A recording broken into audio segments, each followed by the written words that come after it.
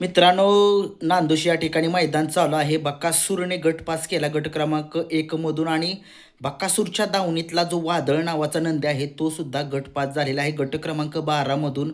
आणि त्याचा पहिरा कोण होता? पहिरा होता मानघरकरांचं वादळ. जे आता सगळ्या महाराष्ट्राला माहीत आहे, एक आदत वासरू असो किंवा दुसरं वासरू असो किंवा ओपनचा बैल असो, त्याला घेऊन हा फायनलला राहतोच असा हा मानघर पारगावकरांचं वादळ. काय गाडी पळाली, संबंध महाराष्ट्राने बघितली. काय ओव्हरटॅक होता, वादळ वादळ आहे आज.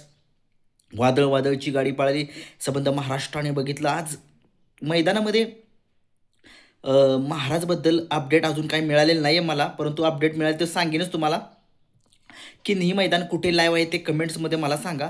मी जाणारच आहे दुपारनं. परंतु महाराज, बघूया काय होतं महाराजचं. परंतु वादळ, बकासूरच्या दावणीतला जो वादळ आहे, त्याने सुट्टा गट पास केला आहे.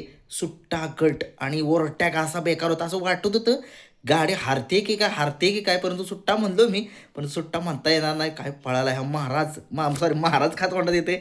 वादळ, पांढरं वादळ आणि मानघरकरांचं वादळ. वादळ एक अनुभवी बैल आहे मानघरकरांचं वादळ.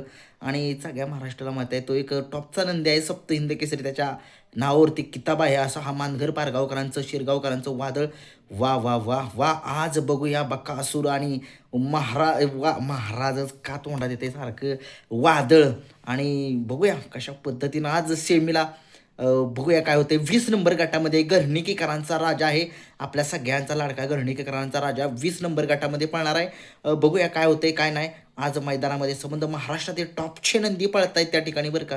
सगळ्यांनी बघा मैदान. श्री गणेश लाईव्ह या चॅनलवरती चालू आहे मैदान.